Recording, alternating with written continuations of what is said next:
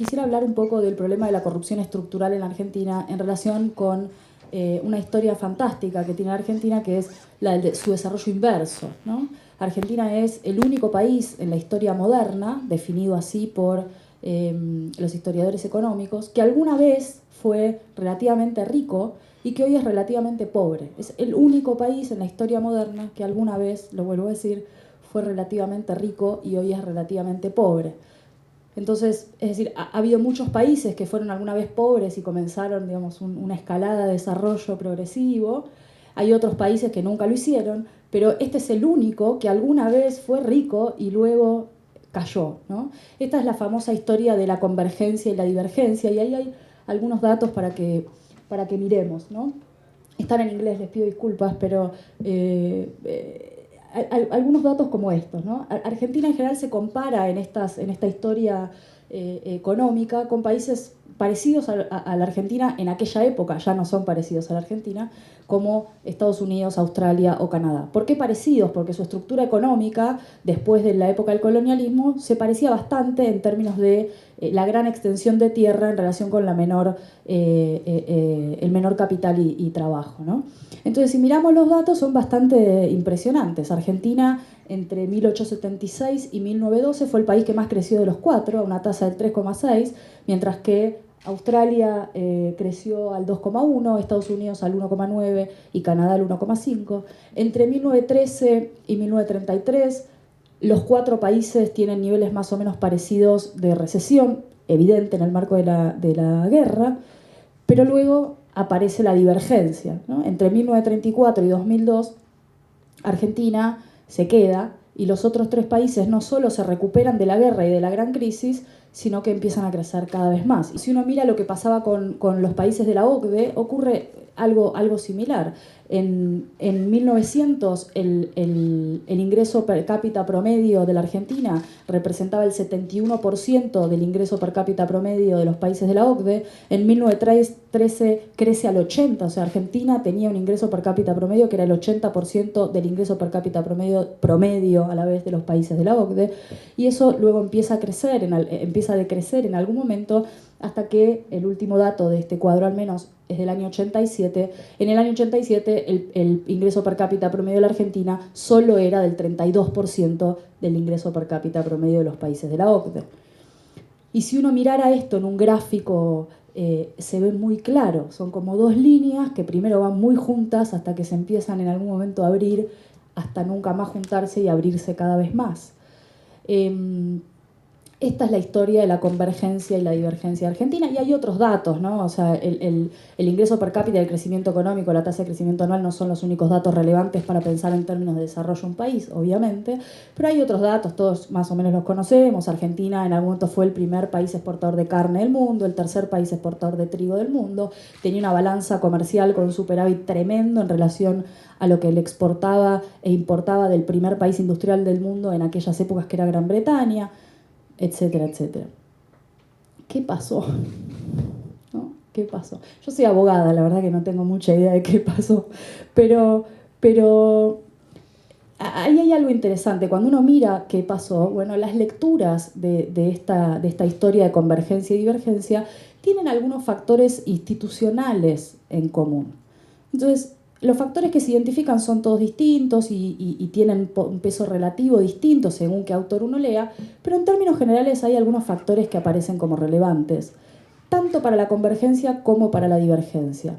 Entonces, cuando uno mira la convergencia, se encuentra con que ese periodo, que me olvidé decir cuál era, ¿no? Más o menos entre mediados del siglo XIX y algún punto de mediados del siglo XX, o de comienzo, según la teoría, Argentina creció de esta manera y luego dejó de crecer. Cuando uno mira el periodo de convergencia, bueno, coincide ese periodo con el periodo de institucionalización de la Argentina. Es decir, Argentina en 1853 sanciona su constitución, en el 62 ingresa a Buenos Aires a esa institucionalización, se sancionan los códigos, la protección de los derechos de propiedad, digamos, esa idea liberal a la buena, ¿no? En el buen sentido, que tenían tipos como Alberdi o quien fuera. Y el periodo de divergencia también, casualmente, coincide con el periodo de desinstitucionalización de la Argentina. Entonces, 1930 no es solo el momento de la Gran Depresión económica en el mundo. 1930 es el momento del primer golpe de Estado en la Argentina, de la acordada del 30 infame, por la cual la Corte Suprema legaliza ese primer golpe de Estado, y dio del inicio de un periodo negro, digamos, de la historia argentina, y muy largo, de constantes interrupciones democráticas, autoritarismo, corporativismo, etc. Y en el medio de estos factores institucionales que identifican en general los economistas, o los politólogos y las politólogas, aparece un señor, un jurista, un abogado, que dijo, a ver si tengo algo para decir sobre esto, que se llamó Carlos Nino. Que fue para quienes no lo conocen, fue un asesor muy importante que tuvo Raúl Alfonsín en la época del retorno de la democracia, en tratar de pensar cómo se rearmaba la democracia constitucional después de este largo periodo negro.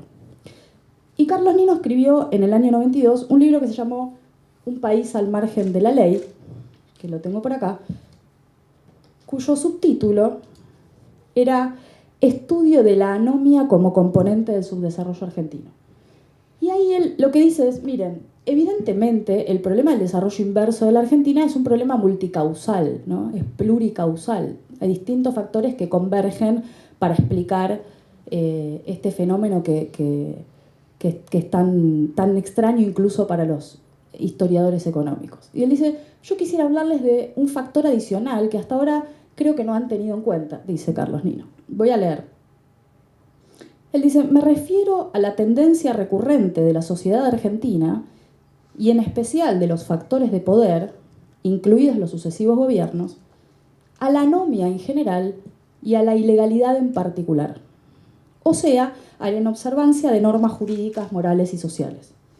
Dice Nino, es realmente sorprendente que no obstante la visibilidad de la tendencia argentina hacia la ilegalidad y la estrecha vinculación entre anomia e ineficiencia y entre esta y el subdesarrollo, ella, es decir, la anomia, no ha sido señalada hasta ahora por politicólogos, historiadores y economistas como un factor significativo para dar cuenta del subdesarrollo argentino.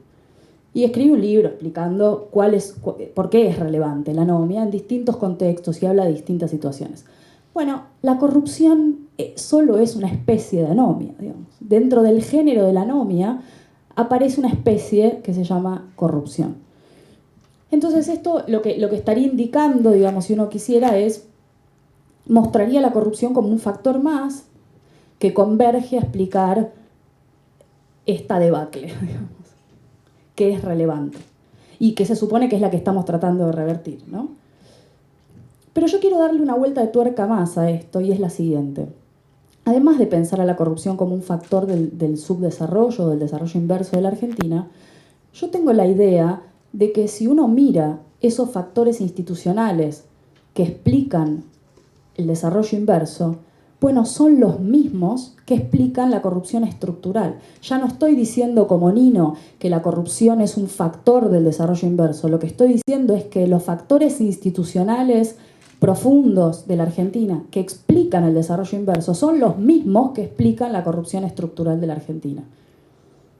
Entonces, si uno piensa en cosas como la falta de frenos y contrapesos, el autoritarismo, el corporativismo, la constante interrupción o inestabilidad política, esos factores que para muchos historiadores económicos y politicólogos o politólogos y politólogas explican el desarrollo inverso de la Argentina, desde mi punto de vista son los mismos que explican los problemas de corrupción estructural que yo creo que tenemos. Y esto no es casual, que los factores sean más o menos los mismos, no es casual, sino que se sigue casi de manera evidente porque hay un montón de teóricos que estudian los problemas de corrupción, institucionalistas como Michael Johnston, Susan Rose Ackerman y tantos otros y otras, que encuentran vínculos relevantes entre la corrupción y el desarrollo. Vínculos que van mucho más allá de las líneas a veces muy edulcoradas que se trazan entre los problemas de crecimiento económico y la corrupción. Por ejemplo, si uno quisiera correlacionar en términos econométricos las tasas de crecimiento económico de los países con los índices de percepción de la corrupción dan positivo. Entonces uno dice, ah, ese es el problema, ¿no? Los países que crecen más son los menos corruptos, o los menos corruptos son los que crecen más. Y no es tan simple, digamos, porque aun cuando la correlación econométrica dé bien, la flecha no sabemos en qué sentido corre. Y lo más probable es que corra en los dos sentidos. Lo más probable es que los que crecen más sean menos corruptos y los menos corruptos sean los que crecen más. Y de hecho, hay buenas excepciones que demuestran que aún los países que más crecen pueden ser muy corruptos. De hecho, piensen en la Argentina en los últimos 12 años.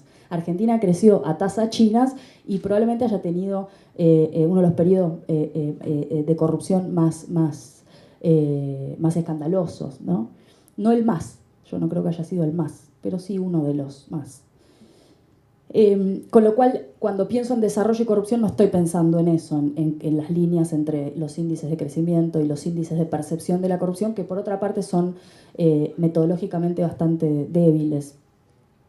Estoy pensando en realidad en otra cosa. Lo que estoy pensando es en que, como dice por ejemplo Michael Johnston, la corrupción estructural está arraigada en procesos más profundos de desarrollo de los países. Y entonces esto quiere decir dos cosas. La primera es que si yo para estudiar la corrupción tengo que pensar en los desequilibrios políticos y económicos profundos de la Argentina, es posible que estudiando la corrupción pueda también encontrar algunas pistas de este otro problema, que es el problema del desarrollo. Y es por eso que personas como yo, por ejemplo, nos interesamos en el problema de la corrupción. A mí me interesa el problema de la corrupción en parte porque creo que es relevante para entender problemas más profundos de desarrollo de la Argentina. Pero lo segundo que esto quiere decir, y esto es lo que me interesa destacar hoy, es que el modo de atacar la corrupción estructural necesariamente implica atacar esos déficits institucionales más profundos que están vinculados con desequilibrios políticos y económicos muy profundos e históricos de nuestra sociedad. Y esto no es lo que estamos haciendo, digamos. Ni lo hicimos en el pasado, ni parece que estemos ahora, con algunas excepciones, haciendo eso. Lo que hacemos en la Argentina con el problema de la corrupción es hacemos derecho penal, básicamente. Ahora parece haber algunas claves, digamos, me parece que las cosas que planteó Adrián Pérez antes de irse van claramente en el sentido de lo que yo estoy hablando, pero bueno, Adrián es un funcionario, Karina es una funcionaria. Se necesita una visión estructural en relación con el problema de la corrupción, porque si no, es como un árbol, ¿no? Uno quiere resolver el problema, quiere sacar un árbol y lo que hace es pegarle a las hojas que están en la copa, y lo que hay que hacer es talarlo, digamos. Lo que hay que hacer es sacarlo de raíz. Y es muy probable que haciendo eso rompamos un poco el piso, pero hay que hacerlo porque es la única manera. Entonces lo que hay que hacer es atacar las raíces, el problema estructural de la corrupción en la Argentina. ¿Cómo se hace eso? ¿Qué quiere decir eso en concreto? Digamos, ¿qué quiere decir? ¿Quiere decir una gran ley de acceso a la información pública, una gran ley de transparencia? No quiere decir eso. Lo que hay que hacer son dos cosas. No, estoy citando gente extraña, digo, no estoy inventando nada. Lo que dice Susan Rose Ackerman, por ejemplo, es hay que hacer dos cosas básicas. La primera es hay que empezar a medir el costo social oculto de la corrupción, digamos. Si nosotros seguimos creyendo que la corrupción es un problema cultural y que los argentinos somos tolerantes o aceptamos la corrupción, estamos fritos. Ni somos tolerantes ni aceptamos la corrupción. Si uno mira las encuestas, las de los 90 y las de ahora muestran lo mismo. Los argentinos condenan la corrupción. Nadie cree en este país, en términos generalizados, que sea un valor moral razonable comprar contratos del Estado. Nadie cree eso. La mayoría de la población, entre el 70 y el 80, eso muestran los números, cree que eso está mal, no se hace. Digamos, no queremos hacer eso.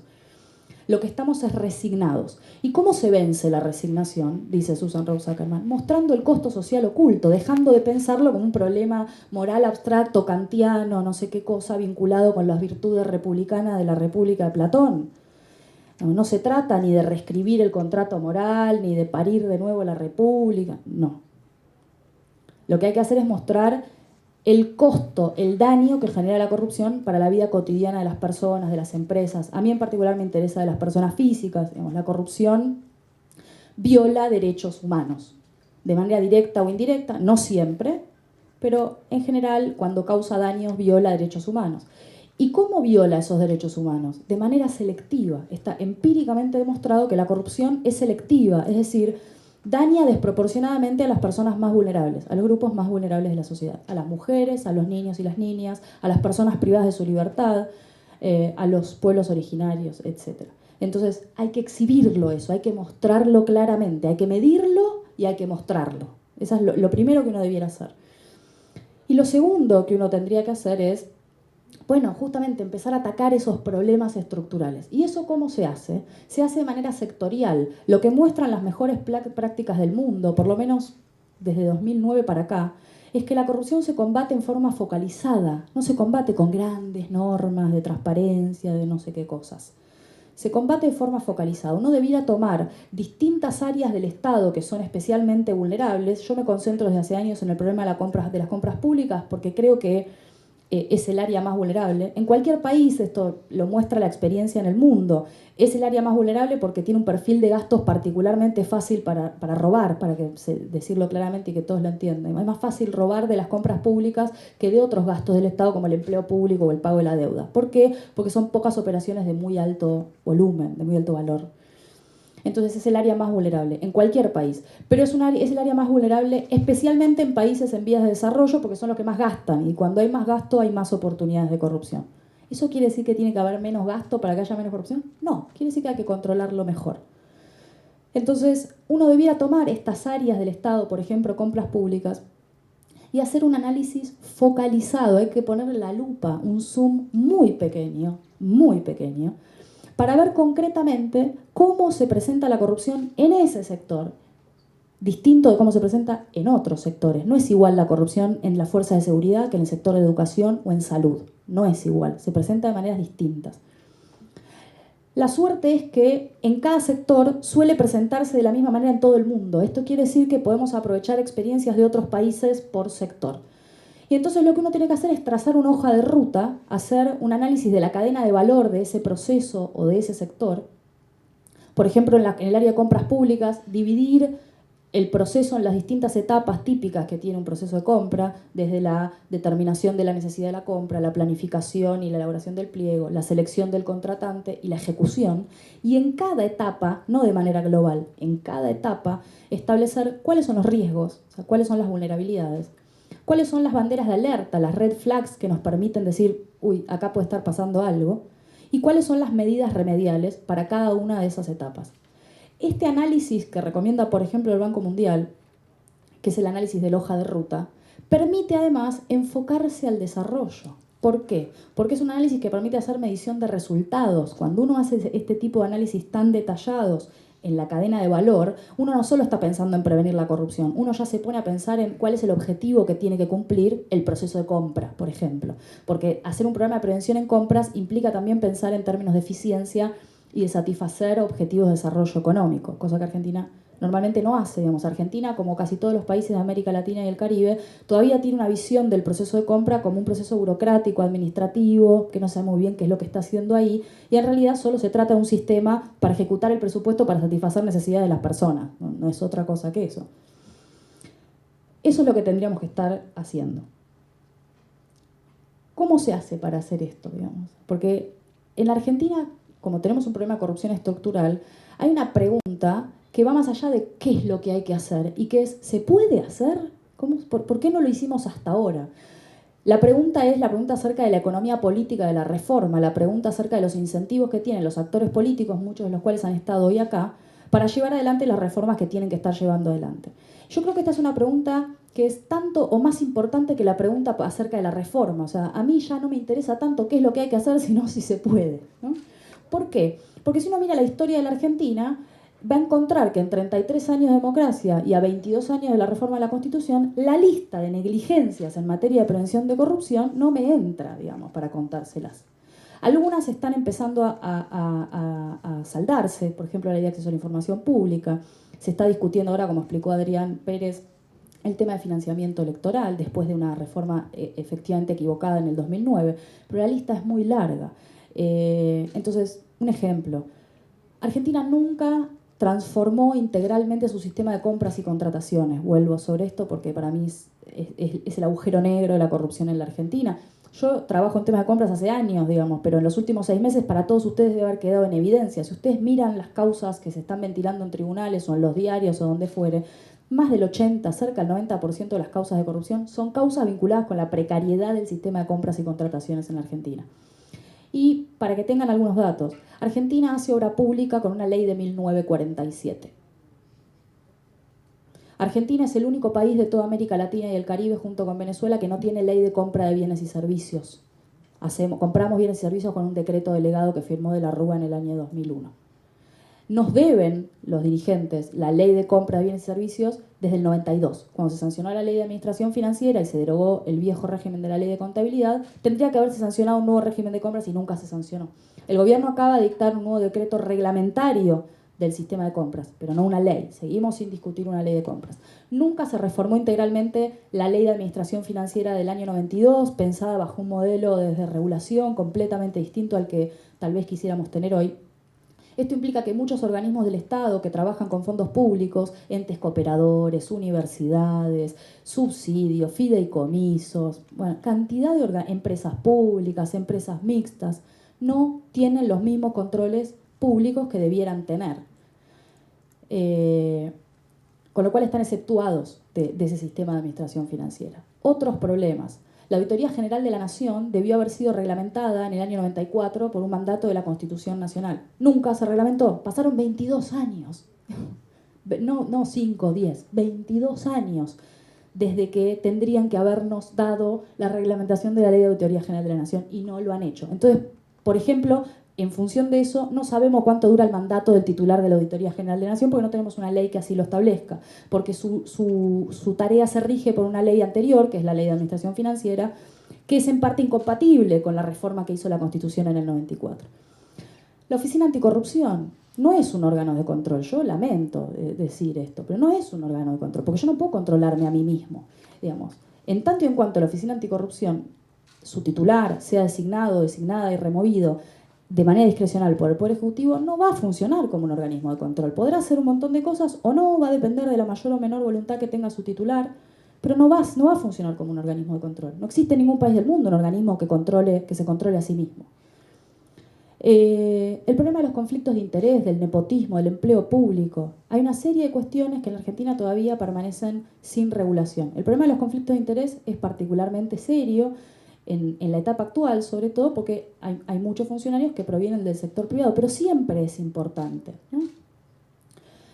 Con lo cual, la lista es muy larga. Entonces ahí la pregunta es, bueno, ¿por qué? Y en todo caso, ¿qué podemos cambiar o qué tenemos que estar pensando? Y esta es la pregunta acerca de la voluntad política.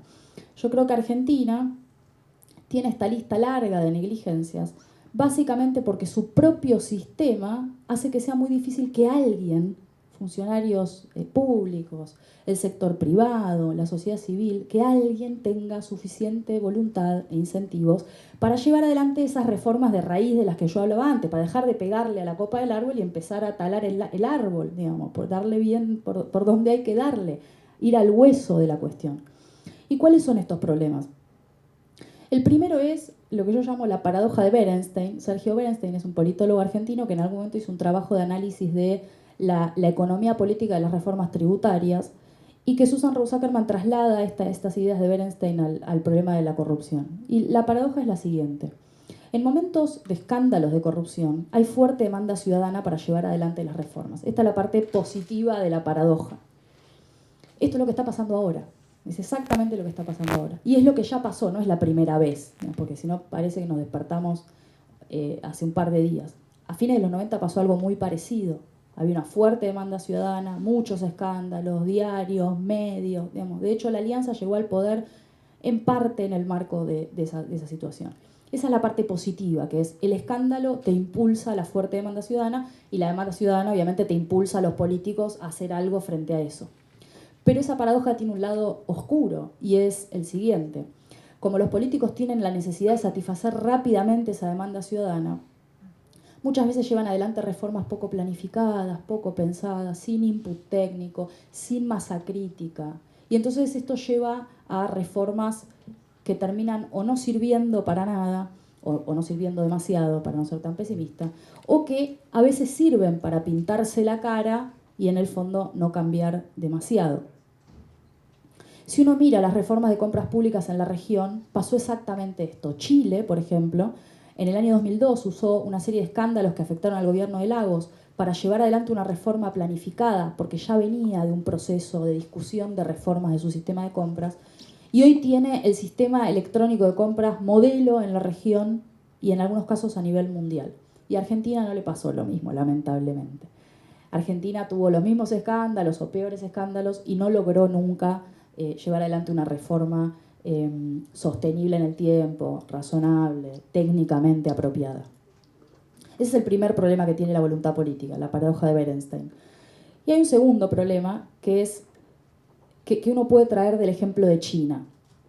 En China hay una serie de escándalos de corrupción tremendos, o ha habido en los últimos tiempos, que obligaron incluso al gobierno chino, o sea, en el marco de un gobierno autoritario o autocrático, si se quiere, a llevar adelante una campaña anticorrupción, porque incluso un gobierno autocrático necesita en algún momento legitimarse o lograr cierta legitimidad. Pero lo que muestra la literatura es que la premisa fundamental de la reforma china fue: esto no puede poner en riesgo el sistema. El gobierno chino está haciendo una campaña anticorrupción cuya premisa crucial es que no entre en jaque el sistema, ni el sistema político ni el sistema económico. Por supuesto, salvando las distancias, y no estoy hablando del gobierno actual de la Argentina, estoy hablando de la historia de la Argentina, digamos.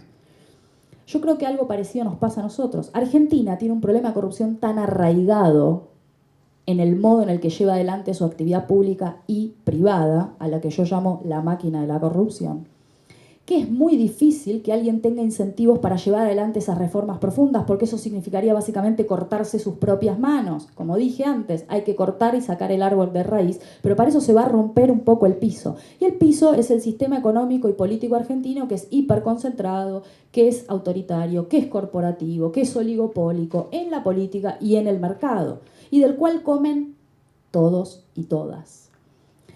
La mayoría del establishment político, económico, social, sindical de la Argentina come de ese plato. Todos ganan, todos se benefician del status quo. Entonces es muy difícil pensar que alguien quiera sacar el árbol de raíz, pues nadie se corta sus propias manos. Este es el problema que yo veo. ¿Cómo funciona esa máquina de la corrupción? Es como una línea que tiene dos extremos. En un extremo está la captura de Estado y en el otro extremo está la cleptocracia.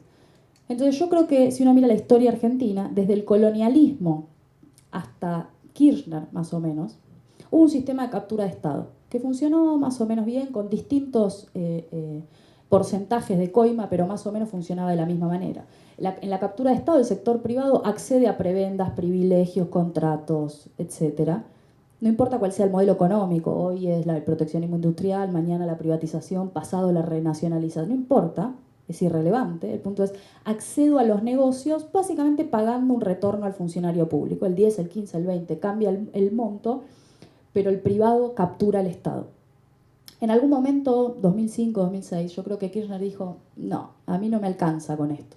Yo quiero los negocios para mí, yo no quiero cobrar una coima, no voy a dar nombres, de esta empresa o de esta otra, para que ellos se queden con los negocios. Yo quiero los negocios.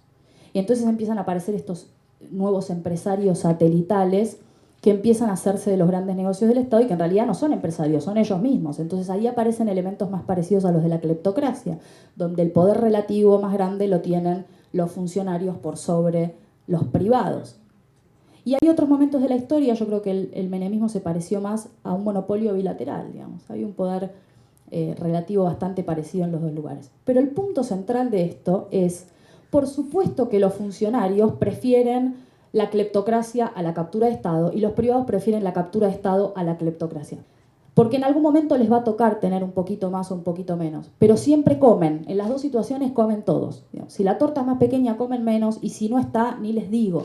Entonces, el gran problema es este.